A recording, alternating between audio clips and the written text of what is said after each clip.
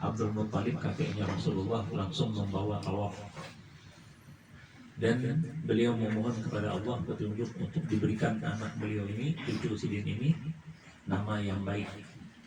Lalu jawab Sidin, ya Allah ya Tuhanku, aku bercita-cita agar anakku ini, akan cucu Sidin, anakku ini menjadi orang yang membawa sebab kebaikan untuk seluruh orang, sehingga semua orang mengatakan Alhamdulillah. Maka mendengarlah beliau mendengar ilham bisikan hati Sidin bahwa berilah namanya Muhammad, yang menjadi manusia semua orang akan bersyukur karena Allah, karena adanya dia. Jadi Nabi Muhammad SAW itu adalah penyebab kita ini merata jadi orang Islam, penyebab kita ini insya Allah dijamin masuk surga, penyebab kita ini dalam kesusahan nanti di hari kiamat yang memberi syafaat kepada kita, dan penyebab di dunia kita ini bila kita banyak bersalawat kepada Nabi Sallallahu Alaihi Wasallam, Allah cukupkan segala perkara hidup kita. Sulitkah apakah yang kita kehendaki, banyak bersalawat kepada Nabi, sebagaimana sabda Nabi SAW kepada Ubay bin Ka'ab ketika dia menyatakan, ya Rasulullah, ulun jadikan hidup ulun ini semuanya bersalawat kepada engkau ya Rasulullah. Maka jawab Nabi, idzan yukfa hammuk wa yughfar dzambuk. Kalau begitu Allah akan tanggung semua pikiran engkau, semua kebutuhan engkau. Allah tanggung segala perkara kamu, dan Allah ampuni dosa-dosa kamu. Maka kita bapak-bapak, ibu-ibu tadi menyaksikan, ya, kita memberi anak kita nama, lalu nama ini diumumkan. Nah itu namanya acara tasmiyah, diberitahukan, sebagaimana Nabi memberitahukan kepada umat Islam bahwa cucu Sidin namanya Hasan dan Husain. Ya. Lalu beliau melakukan akikah pada hari ke-7. Para ulama mengatakan boleh kita melakukan akikah itu mulai hari ke-3, ke-7, ke-21, ke-27, dan seterusnya. Dan batasannya sampai anak kita balik. Jadi kalau kita kada sanggup, kada kau mengakikahi anak lagi, yang laki-laki 2 ekong, bebinian 1 ekong, lumayan lah, perjutaan kambing lainnya 3 jutaan lah, lumayan ya. Jadi bisa kita tabung pengamatan ya, sampai batas waktunya dia balik. Kalau dia balik kada kawajo, kita sebagai ayahnya, maka gugur sudah kewajiban itu. Tapi alhamdulillah anak ini membawa berkah. Setelah dia balik sekolah dapat beasiswa terus, SMP beasiswa, SMA beasiswa, kuliah beasiswa, S2 beasiswa. Alhamdulillah duit kita terkumpul. Boleh kada Ustaz ulun akikah anak ulun gawiakan imbahnya balik? Jawabannya boleh. Tapi yang mana lebih afdal? Berkorbankah? Bakikah kah? Jawabannya berkorban lebih afdal daripada berakikah. Ini jawaban dari banyak pertanyaan. Lalu tasmiyah itu Bapak Ibu bukanlah baptis. Belum bingung juga ada penceramah pandangan baptis. Yang benar kita orang Islam, baptis itu orang Kristen. Baptis itu ada tata caranya, kita nggak tahu ya, robohan pendeta itu menggawiakan.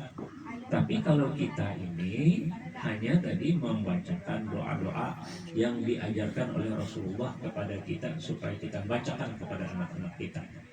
Jadi setelah kita mengumumkan nih anak ulun, nih Ustaz anak Ustaz Rahmat, namanya Fatimah Najah Fadilah, makanya Aisyah. Nah, jadi Fatimah Najah Fadilah. Pasti setiap nama ini ada cita-cita yang tersirat atau tersurat dalam isinya ini. Kenapa kita ini ngaran Aisyah, Fatimah? Kalau jar kakak-kakak nanu jar kada keren ya. Kasihan tian. Justru mereka ini orang-orang keren. Fatimah Az-Zahra ini afdalun nisa'il alamin. Nama wanita yang paling afdal seluruh alam semesta, bukan di dunia, di akhirat aja, alam semesta. Afdalun nisa'il alamin. Jadi juru ulama ada 4, ada mengatakan 5. Yang pertama Siti Khadijah radhiyallahu anha, namanya Siti Fatimah. Yang kedua Siti Fatimah. Yang ketiga Siti Aisyah. Yang keempat Asiyah bininya Bapak Maryam dulu, Maryam yang kelima Asiyah bininya Fir'aun. Ini wanita-wanita yang hebat-hebat. Makanya kita memberi nama anak-anak kita nama-nama mereka ini kenapa? Karena inspirasinya luar biasa. Kemudian kita bila berisi anak jangan dibeda-bedakan lelaki dan binian. Ada boleh karena kita sebagai ayah wajib adil khususnya ketika memberi pemberian. An-Nu'man Ibnu Bashir menceritakan bahwa ayah beliau memberi sebidang tanah lalu memastikan berhati-hati, wahai ayah, datangi Rasulullah, minta Rasulullah menjadi saksi. Jar Nabi Bashir, yang bari Nu'man ajakah adik-adiknya apa? Kada ya Rasulullah, adik-adiknya karena anak ulun ini anak pertama lelakian dan ini pewaris daripada harta ulun, maka ulun barinya. Jar Nabi, aku tidak akan jadi saksi sesuatu yang tidak baik. Nah, jadi kada boleh kita kalau anak-anak itu kita beda-bedakan. Dan masing-masing anak itu membawa keberkahan yang kadang kita ketahui atau keinginan kita rasakan. Baik anak laki-laki ataupun anak perempuan. Dan anak perempuan lebih khusus. Nabi SAW bersabda, barang siapa memiliki dua anak perempuan, maka nalubnatan, au ukhtan, atau dua saudara, dan sana beginian berdua, sorong-sorongan bergabung membiayai hidup dua saudara, kakak-kakak, lelakian, sorong pak, beginian, sorong lelakian dari halusnya. Lalu kita yang berusaha, berjuang dan sebagainya untuk menghidupi berdua itu. Maka mulai masa kecil dilindungi, dididik sampai hanya belaki anak kita tadi atau saudara kita hanya belaki. Maka ajar Nabi, man kana lahu ibnatani aw ukhtani farabbahuma fa ahsana tarbiyatuhuma kana ma'i fil jannati kahatain. Dia didik mereka dengan baik sampai dia menikah, maka dia masuk surga dengan aku seperti ini. Nah, ini kata Thailand Rasulullah. Kadang-kadang luar biasa, ini hadis sudah cukup turun untuk menunjukkan bahwa kita tidak boleh membedakan antara anak laki-laki dan perempuan. Kenapa? Kita akan tahu siapa yang memberi berkah. Dan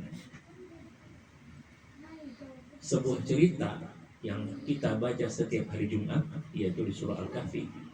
Dan Nabi barang siapa membaca surah Al-Kahfi di hari Jumat, Allah berikan kepadanya cahaya sampai Jumat berikutnya tambah 3 hari. Jadi 10 hari diberi Allah Ta'ala kita petunjuk.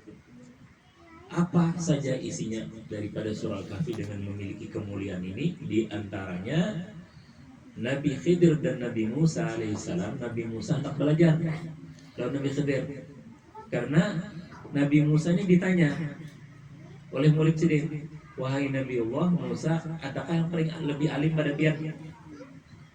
Ya, para nabi-nabi ini sedikit saja wajib ditegur Tuhan. Setahuku ya Nabi Musa, aku ini paling alim di bumi ini. Nah, jadi kada boleh kita sombong dengan ilmu. Ya. Karena Bapak sampaikan aja ilmu itu, tapi jangan mengatakan aku yang paling lebih baik. Kada aja Allah, hai Musa, ada lagi orang yang berisi ilmu, kamu udah bisi. Apa itu tandanya? Allah begini. Akhirnya ketemu Nabi Musa alaihissalam dan Nabi Khidir. Jar Nabi Musa, ulun bilang, anak bang haji lempian, boleh, tapi sebuting yang harus sabar. Jangan protes dulu selama belum aku jelaskan. Nah, di antara perjalanan itu, Nabi Musa takajud, Nabi Khidir bertemu dengan anak-anak.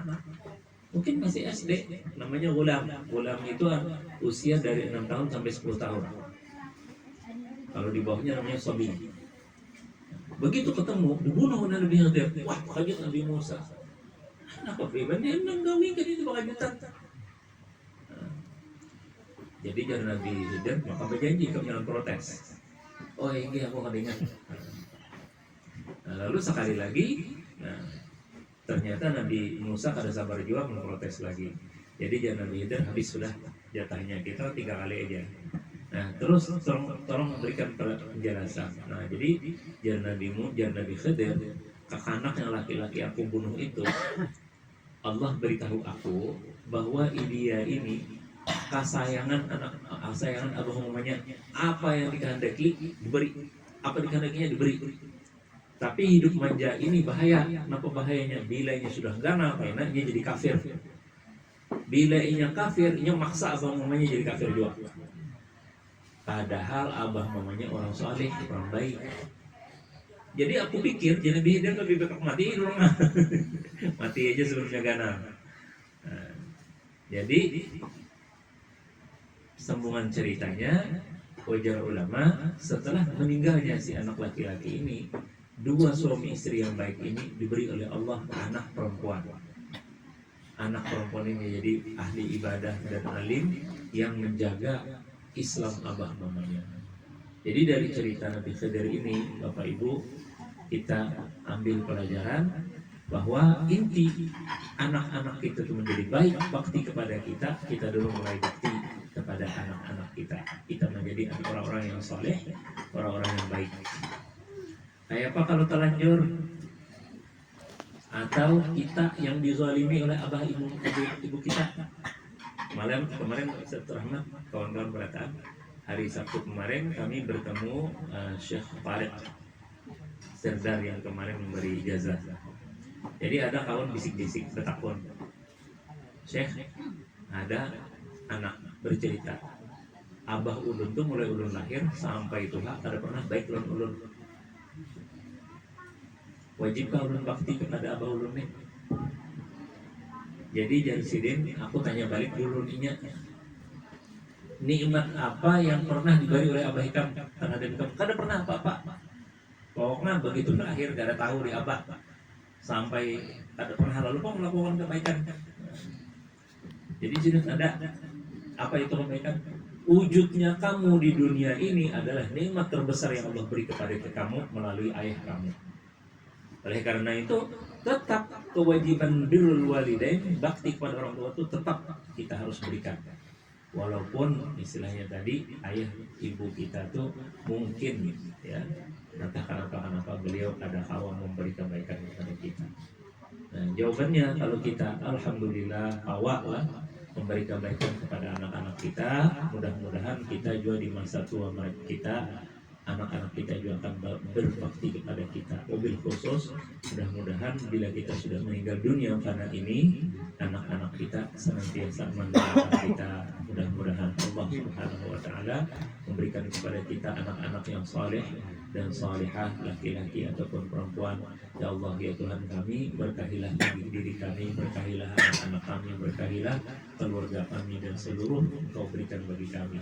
Allahumma inna nastaghfiruka wa nastaudi'uka dinana wa anfusana wa auladana wa umrana wa kulla syai'in a'taitana waj'alhum fi kanafika wa jiwarika wa iyalika min kulli syaitanir marid wa jabbarin anil min syai'inaka ala kulli syai'in qadir. Ya Allah, ya Tuhan kami bertitip kepada Engkau, lindungilah diri kami, lindungilah agama kami, lindungilah anak keluarga, anak dini kami ya Allah, dan lindungilah seluruh harta kami dan segala sesuatu yang Kau berikan bagi kami. Ya Allah, jadikanlah kami dan anak-anak kami, keluarga kami selalu di bawah lindungan Engkau ya Allah, ya Rahman, ya Rahim. Jauhkanlah kami daripada godaan-godaan syaitan, baik orang-orang jahat ataupun syaitan yang hendak menginginkan kejahatan bagi kami, karena Engkau ya Allah Maha kuasa atas segala sesuatu. Wassallallahu ala sayyidina Muhammad wa ala alihi washabbihi ajma'in. Walhamdulillahirabbil alamin. Assalamualaikum warahmatullahi wabarakatuh.